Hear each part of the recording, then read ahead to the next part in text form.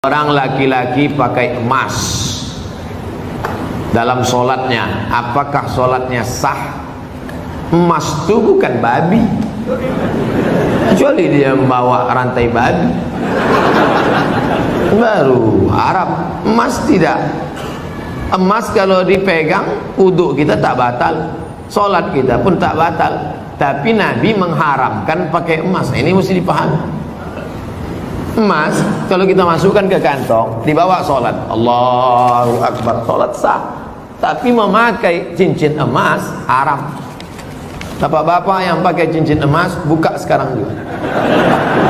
Tak ada gunanya pengajian, tak ada guna pengajian. Nantilah mubazir mengaji. Bapak-bapak yang sekarang pakai cincin emas, buka sekarang juga. Tak perlu tunjukkan, pelan-pelan aja dari bawah. Buka masuk. Balik dari sini, jual. Kalau batunya sayang, simpan. Mana tahu batunya zamrud, kecubung, permata, intan, simpan. Ambil batunya, ikatkan dengan perak. Cincin saya emas putih Pak Ustadz. Emas putih itu emas. Emas putih itu emasnya 80, nikelnya 5. Emas putih itu emasnya 80%, nikelnya 5%, peraknya 18%, peraknya 15%. Maka warnanya putih, tapi dia emas juga. Jadi kalau mau buat cincin, perak saja. Ini cincin perak. Batunya zamrud, asli. Mereknya Casio, Casio orang. Tak pernah saya beli. Kalau sempatlah saya beli sekian puluh juta, lalu kemudian anak yatim tak sekolah, neraka jahanam tempat saya. Bisa pula anak yatim tak sekolah, cincin kita 30 juta. Pak, minta makan Pak, belum makan pagi, kata anak yatim di lampu merah. Kita mau. Nauzubillah.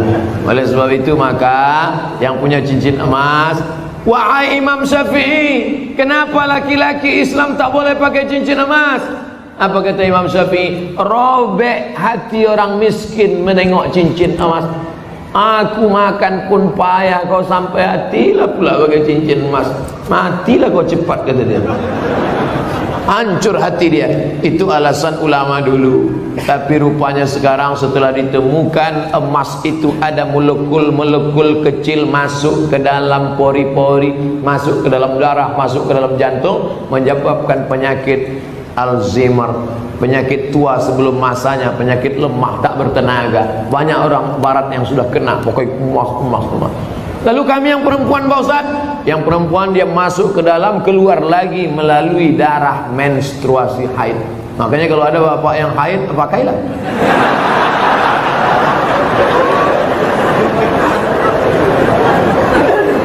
Saya selalu ketiduran, tak dapat sholat subuh. Orang yang tak sholat subuh karena ketiduran, ada hadisnya. Man nama, siapa yang tidur, walam yusalli, sampai tak sembahyang subuh, balas syaitanu fi uzuni, setan kencing di telinganya. Yang tadi tak sembahyang subuh, itu tertulis di sini, toilet setan. Makanya ceramah ini harus terus diamalkan. Balik dari sini, pergi ke toko jam di Tanjung Pinang, cari dia. Mbak, apa jam yang paling mantap di sini? Nah, ini satu. Tanya dia, ada tak jam yang bisa menyipak? Asal jam 5 menyipak dia, lempang. Sampai bangun subuh. Ibu-ibu yang membangunkan lakinya, rahimallahu mura'atan, Allah mencurahkan rahmat pada laki-laki, aiqadha ahlahu, yang membangunkan istrinya untuk sholat subuh. Bangun mama bangun. Bangun ibu. Tapi sekarang tak jelas lagi dunia ini Ustaz. Entah siapa yang membangunkan, entah siapa yang dibangunkan. Ibu tu pula yang membawa air setimba. Bangun. Yang aslinya kalianlah laki-laki yang membangunkan perempuan. Tak satu dua perempuan mengadu, melapor, Ustaz, kusangka dulu kalau nikah sama dia aku bahagia. Dia PNS, golongan 4A, gajinya banyak, tunjangannya hebat, rumahnya besar, mobilnya mewah. Ternyata setelah nikah sama dia menderita Ustaz, macam tidur sama babi hutan. Wah, walaupun hidup 1000 tahun, kalau tak sembayang apa gunanya? Walaupun hidup 1000 tahun, kalau tak sembayang apa gunanya? Besok pagi masak sarapan, ibu nyanyikan lagu itu. Walaupun hidup 1000 tahun, sambil ngacau teh. Walaupun hidup. Kau nyindir aku ya? Enggak, aku tak ada nyindir. Aku tak ada nyindir. Ini lagu Ustaz Somad semalam waktu di masjid.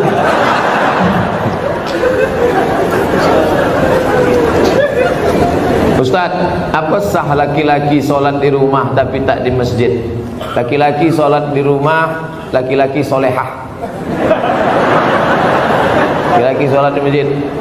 Ini masjid kota Tanjung Pinang dibangun tapi tidak sesuai lagi dengan kota. Tidak sempat lagi bisa dilebarkan. Parkir sudah sulit, masyarakat sudah tertampung lagi. Makanya mesti dibangun nanti di lokasi yang baru, masjid yang lebih besar lagi. Amin. Yang ini tetap ramai, yang sana tetap ramai. Tengoklah, tak muat lagi orang sholat. Orang Tanjung Pinang ini kaya-kaya, tiang masjidnya emas. Ilaha illallah. Luar biasa. Orang susah menjadi emas. Laki-laki di Tanjung Pinang tak ada yang pakai emas, karena mereka mau menunjukkan kayanya bukan dengan cincinnya, tiang masjidnya emas. Hebatnya lagi di Tanjung Pinang, walaupun tiang masjidnya emas tapi jendelanya tak pakai kosen. Menunjukkan apa? Aman. Tanjung Pinang aman, tak ada pencuri. Kadang-kadang kita masuk ke salah satu masjid, kotak infak dicor. Kotak infak pakai rantai besi, pakai gembok. Di sini aman. Coba tengok masjid, lampunya pula macam lampu Masjid Nabawi. Luar biasa, hebat. Entah emas tak kuningan.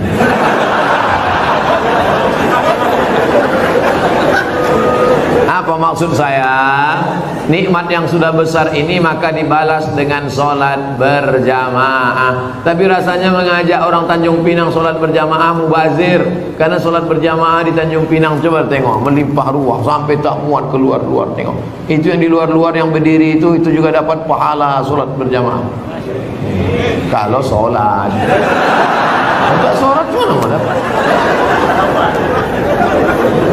Layan tayanna, mereka yang tak datang ke masjid jangan ulangi lagi. Yang sholat di kantor, yang sholat di rumah, yang sholat di kamar, jangan ulangi lagi, kata Nabi. Kalau kalian tetap sholat di rumah, la uharriqanna alaihim buyutahum, ku bakar rumah mereka. Nabi yang bilang, kalau kalian sholat di rumah, ku bakar rumah mereka. Kalau hidup Nabi sekarang bertambah hotspot titik api. Saking banyaknya rumah yang dibakar Nabi, berasap lagi. Ustaz janganlah sebut-sebut asap. Asap Tanjung Pinang ini kan dari kampung Ustaz juga. Saya tahu, ku tahu apa yang ada dalam hati. Sebelumnya dari malam saya niat sholat subuh, tapi saya bangunnya jam 6 pagi waktu setempat. Apakah masih boleh sholat? Ini bukan menanya, menawar ya.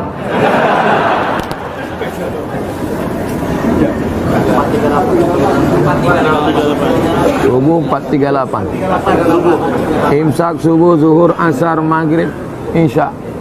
Maghribnya jam, kalau maghribnya jam 6:04, kalau maghribnya jam 6:04 kurangi 15 menit. Begitu cara mengukur isyraq. Boleh sholat sunat isyraq itu 15 menit lewat syuruk. Syuruk matahari terbit. Syuruk matahari terbit. Jadi kalau begitu syuruk matahari terbit di Tanjung Pinang jam 5.50. 5.50 tambah 15 menit baru boleh sholat sunat isyraq jam 6:05. Itu jam kita ini imsak ada tapi isyraq tak ada. Cara mudah untuk isyraq, tengok maghribnya. Jam berapa maghribnya, begitu boleh isyraq. Kalau maghribnya jam 6:04, maka boleh sholat sunat isyraq jam 6 subuh lewat 5. 15 menit sebelum itu subuh sudah habis. Maka di Tanjung Pinang untuk saat ini subuh sudah habis jam 5.50. Kawan nih bangun jam 6. Ini kencing toilet setan juga. Oleh sebab itu jangan sampai tak sholat subuh. Bangun sholat subuh walaupun lambat jam 5.30, ada waktu 20 menit lagi, jangan langsung sholat subuh, tapi qabliyah subuh. Karena qabliyah subuh khairum minad dunya wa ma fiha. Usolli sunnata subhi rak'ataini qabliyatan. Rakaat pertama qul ya ayyuhal kafirun, rakaat kedua qul huwallahu ahad, baru iqamat, baru sholat subuh. Jangan tinggalkan qabliyah subuh, jangan tinggalkan qabliyah subuh walaupun terlambat. Apakah ambil zakat menunggu orang minta zakat atau mencari yang wajib zakat menerima zakat? Khuz, ambil zakat, khuz, ambil. Bukan, hai orang beriman, berzakatlah. Yang mau zakat silakan, yang nggak mau nggak apa-apa. Bukan begitu bunyi ayatnya. Khuz, ambil. Makanya yang punya jabatan kekuasaan buatkan perda, peraturan daerah, bayar zakat. PNS, ASN, perusahaan, BUMN bayar zakat. Ke Basnas yang tak mau bayar zakat, tekan materi 6.000, siap dipindahkan ke sejauh mata memandang. Bisa apa tak bisa? Sudah, kata Pak Wan, sudah diterapkan. Langsung zakat potong atas. Abdul Somad jadi tim sosialisasi zakat provinsi 5 tahun. Bayarlah zakat. Tak takut orang. Tak ada jabatan, tak ada kekuasaan. Tapi begitu bupati tanda tangan perda bayar zakat, langsung 10 miliar. Selama saya ceramah, yang paling besar zakatnya Aceh Barat, Meulabu, 15 miliar kabupaten, 15 M. Pas saya ceramah sana, saya tak tahu, saya pun ceramah di kampung saya di Riau ada kabupaten 10 miliar. Mereka senyum-senyum. Pas makan, berapa tadi Ustaz? 10, saya bilang. Kami 15, kata. Dalam hati saya, Abdul Somad akan datang kalau mau ceramah, tanya dulu, pastikan kita lebih besar. Maka saya ingat betul itu, mau labuh itu 15 M dulu 4 tahun